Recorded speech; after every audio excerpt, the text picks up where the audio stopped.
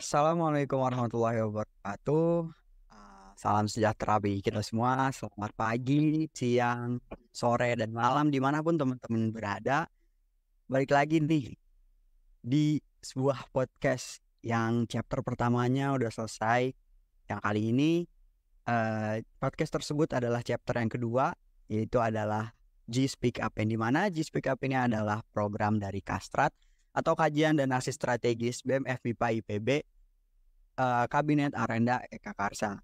Dan pada kesempatan kali ini saya Azwan Ahdi akan menjadi pembawa acara atau MC pada kesempatan di Speak Up yang kedua pada pagi hari ini.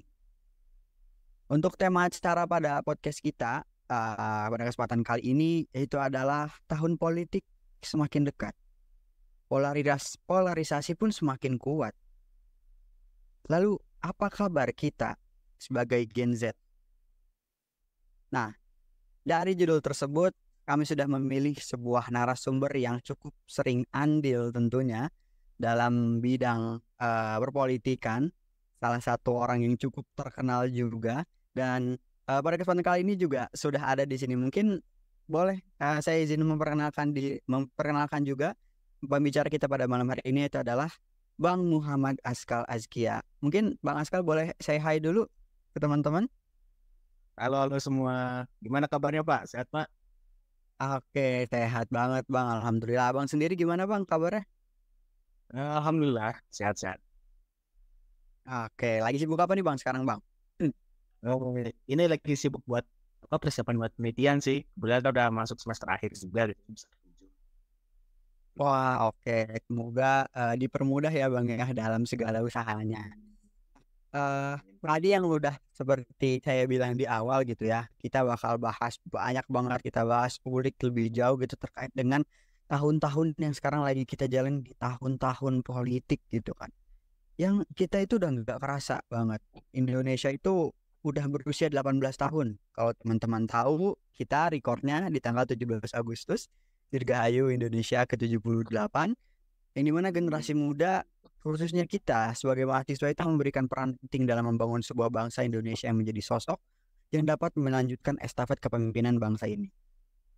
Tapi saat ini nih sering sekali mahasiswa bersikap acuh tak acuh terhadap permasalahan yang terjadi yang ada di bangsa Indonesia. Yang salah satunya adalah adu domba politik.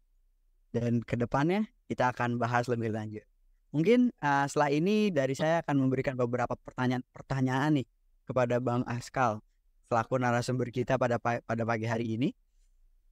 Sebelumnya mau nanya dulu nih Bang. Abang sendiri pastinya tahu dong Bang, kalau misalnya tahun ini tuh tahun politik. Sebelum kita bahas ke yang lain dulu, dari Abang sendiri ngelihat tahun politik ini kira-kira nanti tuh akan seperti apa? Apakah meriah? Apakah akan seperti tahun-tahun sebelumnya? Mungkin boleh dijelaskan Bang, silahkan. Waduh, oke. Thank you Pak. Pandangan ini pakai gua lu nggak apa-apa ya? Atau formal aja nih? Boleh Bang, apa aja Bang, yang penting bisa lebih santai aja kita pembawaannya. Oke, kita santai aja ya. Menurut gua tahun politik ini, kalau gua melihat ya dari apa namanya, dari kondisi dan sebagainya gitu kan, entah itu di media sosial atau dalam keadaan realnya gitu kan, di dunia nyatanya itu tuh cukup panas ya.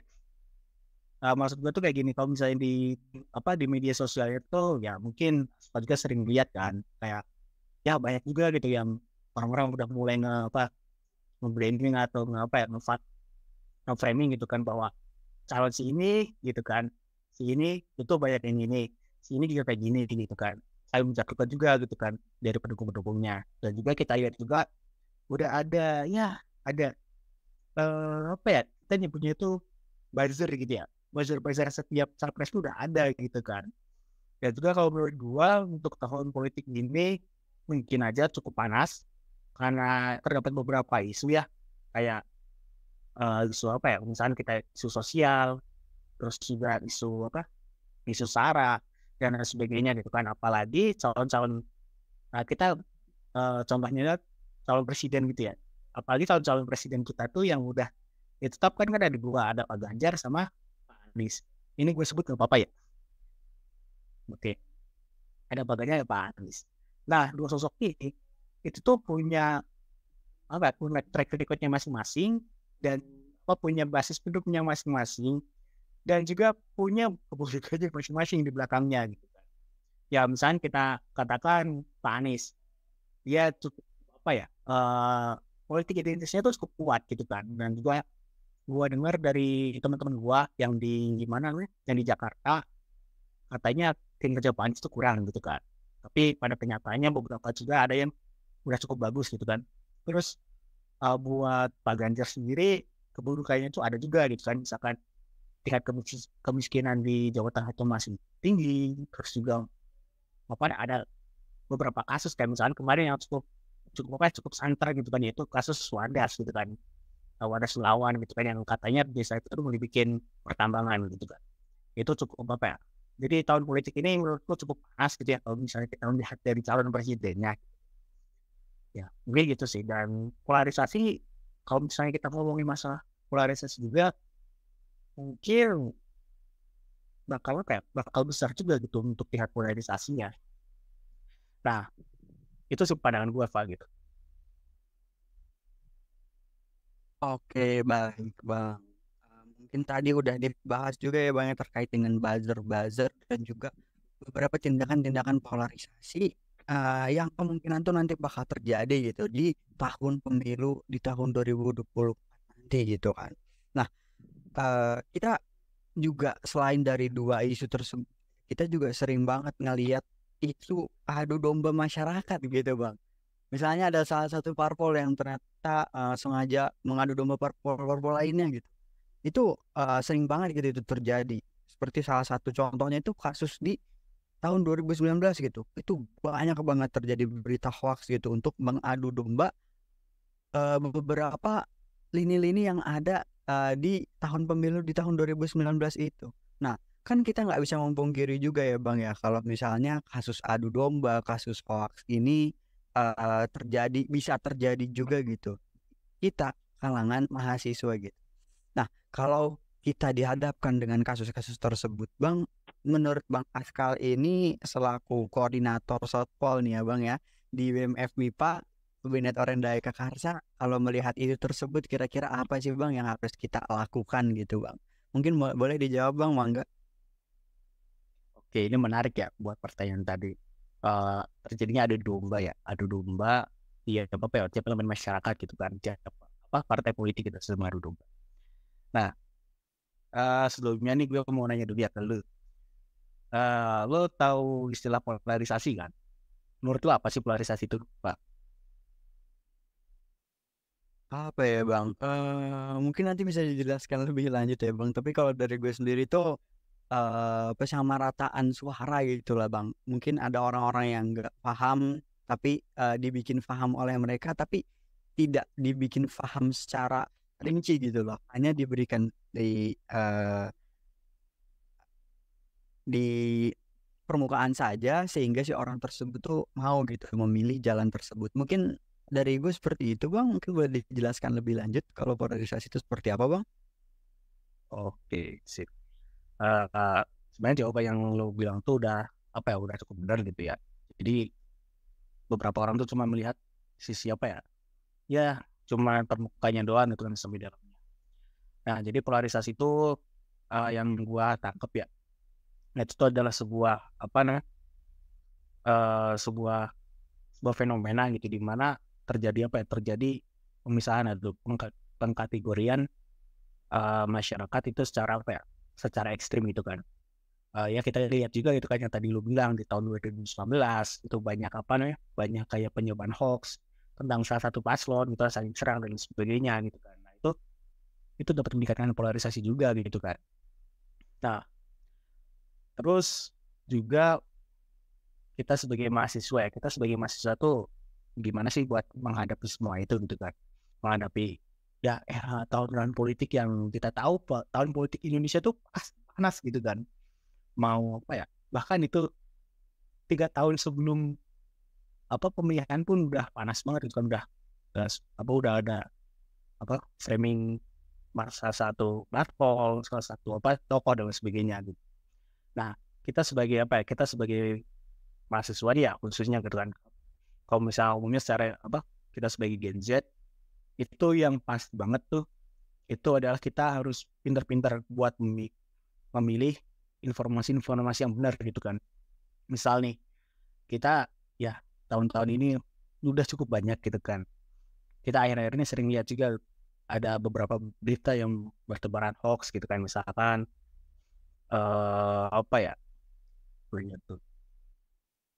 misalkan Pak Jokowi itu udah menentukan suaranya ke sini dan lain sebagainya gitu kan. Terus ada pendukung ini gitu kan yang udah yang tiba-tiba berhaluan gitu kan. Nah, kita harus cari tahu gitu kan, cari tahu fakta sebenarnya itu gimana gitu kan. Itu yang saya disayangkan juga sih. Secara kita sebagai pemuda gitu ya, harusnya kita dapat berpikir kritis juga gitu kan untuk menyikapi hal itu. Terus juga saya berpikir kritis, kita juga harus berpikir kritis memilah informasi. Terus kita juga harus mengajak ke sekitar kita gitu kan. Maksudnya mengajak di sini bukan mendukung salah satu paslon gitu ya. Misalkan, lo dukung paslonnya bukan gitu. Jadi kita harus mengajak ke sekitar kita gitu kan, orang yang kita kenal itu supaya supaya lebih cerdas lagi gitu kan dalam memilih gitu kan.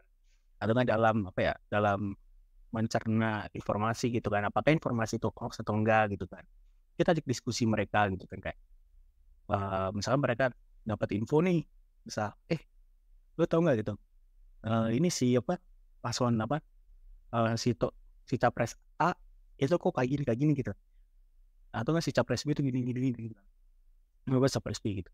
Nah pas itu di situ kita ajak diskusi gitu kan, kita cari kebenarannya gitu kan, bukan pembenarannya gitu kan. Di sini kebenaran sama pembenaran kan beda gitu kan. Nah gitu. Terus juga ya menurut gue itu buat cara menangkalnya gitu. Dan juga kita juga harus lihat juga visi misi dari setiap tokoh yang mencalonkan diri gitu kan, baik itu sebagai sebagai presiden, wakil presiden maupun sebagai anggota legislatif gitu kan. Nah kita lihat visi misinya gitu kan, dan juga track recordnya. Kalau misalnya track record itu cukup berat gitu ya, kita cari track recordnya dan sebagainya gitu. Kalau misalnya track record mungkin cukup di mana cawapres cawapres itu mungkin udah cukup gitu kan kalau misalnya track record sama visi misi gitu.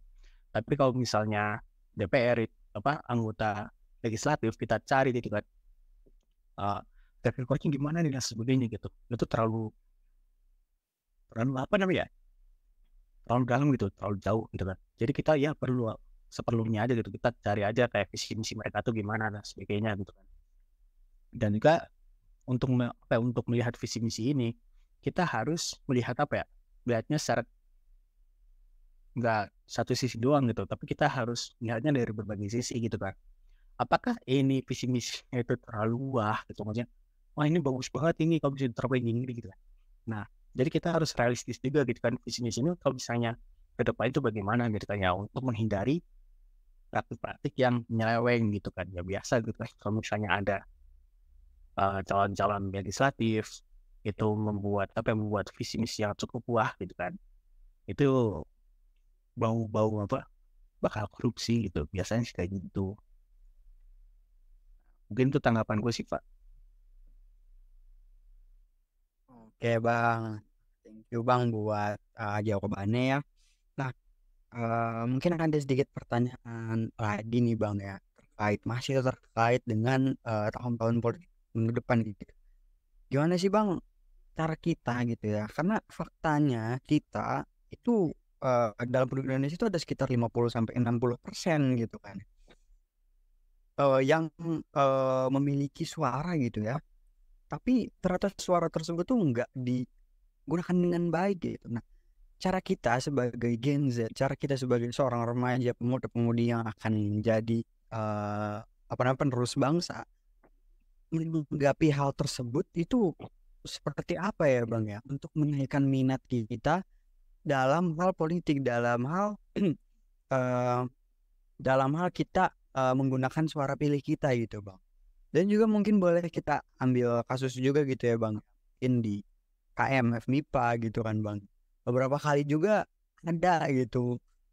Bahkan bukan beberapa kali, beberapa tahun-tahun kemarin gitu ya, minat terkait dengan pemilu atau mungkin si pemilihan KBM, KBM gitu, itu juga kadang suka rendah gitu bang. Untuk menumbuhkan niat yang bersemangat dalam hal seperti itu, menurut abang sendiri itu seperti apa bang? Mungkin boleh dijawab bang. Mantap. Waduh, cukup berat juga ya pertanyaannya. Oke. Iya bang. Cara menumbuhkan minat ya. Mungkin yang lo sorot itu sikap apatis Ginjut sekarang ya. Waduh, boleh bang kalau mau dibahas juga sekalian bang. Oke. Sebenarnya kalau misalnya buat ningkatin itu cukup susah sih Pak gitu ya. Kalau misalnya kita harus menyadarkan orang lain juga gitu kan. Jadi itu harus tergerak juga dari hati kita juga gitu kan. Ini gue ada contoh ya, ada temen gue yang dia nggak belakang bilang ke gue gitu kan. Gue nggak mau milih apa namanya, gue mau milih apa sih namanya itu, mau milih ya siapapun gitu kan, caleg atau capres itu asalkan dia ngasih duit gue bakal pilih gitu kan. Kalau misalnya kagak ya enggak gue pilih. Jadi ya mereka orientasi itu masih apa ya, masih duit dan juga duit gitu kan ya, udah nggak bisa terlepas gitu dari uang juga gitu kan. Terus juga apalagi ya, dan juga ada yang terang-terangan juga bahwa mereka benar-benar nggak mau milih gitu kan, buat apa milih dan sebagainya gitu kan. Apa namanya, tidak ada dampaknya juga buat gua gitu kan. Nah pemikiran-pemikiran seperti ini sebenarnya cukup apa ya, cukup rentan juga gitu ya. Gue cukup miris juga gitu kan dengar hal ini. Karena kayak gini, kalau misalnya udah berpikiran seperti itu kedepannya tuh bakal mempengaruhi yang lainnya juga, ke orang-orang lain gitu. Oh iya gitu, nggak harus milih dan sebagainya gitu kan. Nah mungkin kita tuh harus bergerak dari hati kita sendiri juga gitu kan. Cara menentukannya kayak gini. Kalau gua sendiri itu punya pandangannya kayak gini. Kalau misalnya gue nggak pakai hak suara gua, itu sebenarnya bakal rugi guanya gitu kan. Ya rugi gimana gitu kan. Coba deh lo lihat aja gitu kan. Misal nih ada satu, kayak kemarin aja gitu ya, pemilihan KM ya, BMKM gitu kan. Ada 2 suara yang hilang gitu kan. Itu sebelumnya gitu ya, pas zamannya pemilihan Bang Yuza sama Bang Vicky Ainun masa itu ada 2 suara yang hilang gitu kan. Lo tau nggak apa yang terjadi gitu kan? Yang terjadi adalah di situ uring-uringan tuh apa ya, gue lupa. Ya, pokoknya itu gitu. Jadi pada ribut kan, ini 2 suaranya kemana gitu kan, kok ngilang gitu kan sebagainya gitu. Nah itu cuma 2 suara loh yang hilang gitu kan. Nah gimana kalau misalnya nih setiap individu gitu, satu saudara bilang udah bodo amat gitu kan, gue mah yang penting nyoblos ya udah gitu kan. Tapi mereka kayak nyoblos itu semua ya golput, bahkan ada yang gue nggak mau nyoblos itu udah buat apa gitu kan. Semua itu kurang aja sih gitu kan. Jadi kita harus menunjukkan juga gitu kan bahwa pentingnya suara kita di dalam pemilihan gitu kan. Suara kita itu sangat menentukan juga gitu kan, untuk kedepannya gitu, untuk masa depan Indonesia juga. Jadi kita harus, kalau misalnya buat menumbuhkan itu ya lihat juga gitu kan pentingnya suara kita gitu kan. Dan di sini menurut gua peran dari mahasiswa pun itu cukup berpengaruh juga gitu. Apalagi di BEM kan, di BEM juga di Kastrat kan ada kayak semacam pencerdasan dan lain sebagainya. Nah itu mungkin boleh tuh jadi bikin semacam kajian atau semacam postingan pencerdasan gitu kan, bilang bahwa suara kita tuh sangat dibutuhkan loh gitu. Pengen kalau misalnya nggak ada suaranya hilang satu gitu kan, itu bisa dimanipulasi, yang menang malah akhirnya salah satu caleg yang memiliki kasus terkait yang nggak baik, akhirnya malah membuat undang-undang yang serampangan, membuat aturan yang serampangan, kebijakan yang asal-asalan gitu kan, yang cuma mementingkan satu pihak aja gitu. Nah mungkin itu sih kalau menurut gue ya. Jadi harus ditumbuhkan itu dari diri sendiri gitu kan. Dari apa ya, dari ngeliat gitu kan pentingnya kita memberikan suara, terus juga kayak suara kita tuh buat apa sih gitu kan dan sebagainya gitu kan. Nah, mungkin kalau misalnya dari diri kita sendiri, itu sih dari gua. Oke Bang, jadi benar-benar kita harus start gitu ya Bang ya. Apa pentingnya kita tuh memilih gitu. Bagaimana pentingnya suara yang harus kita keluarkan gitu dalam setiap pemilu. Apapun itu gitu, bahkan pemilihan kepala desa yang notabene hanya sebuah desa gitu ya. Suara yang kita punya itu sama-sama penting gitu. Dan benar juga tadi yang Mas Kal bilang, mungkin kita bisa lakukan sebuah pencerdasan terkait dengan hak suara ini gitu kan ya, agar orang lebih paham kalau misalnya hak suara itu tuh harus dikeluarkan dalam setiap pemilu. Oke Bang, mungkin sebelum ditutup nih Bang, pengen tahu juga nih, selaku koordinator bidang Fospol di BEM FMIPA, harapan Abang bagi kita gitu ya, para KM FMIPA, BEM FMIPA juga semuanya, memandang pemilu di tahun depan itu seharusnya itu kita seperti apa gitu Bang, harapannya. Dan juga menurut dari BEM FMIPA sendiri, karakteristik pemimpin yang seperti apa gitu yang kita dambakan, atau mungkin sebuah pemimpin yang ideal gitu ya menurut BEM FMIPA dan KM FMIPA. Mungkin boleh dijawab Bang Mangga. Harapan gue ya di pemilu depan gitu kan. Harapan gue semoga kondusif aja gitu kan, gak kayak tahun 2019 yang banyak dramanya, banyak kasusnya dan sebagainya gitu kan. Dan juga harapan gue buat para generasi apa ya, generasi penerus bangsa yang awalnya nggak mau untuk memilih gitu kan. Semoga aja mereka tuh sadar gitu kan bahwa suara mereka tuh penting gitu kan, walaupun satu gitu. Terus juga tipe-tipe pemimpin yang ideal ya.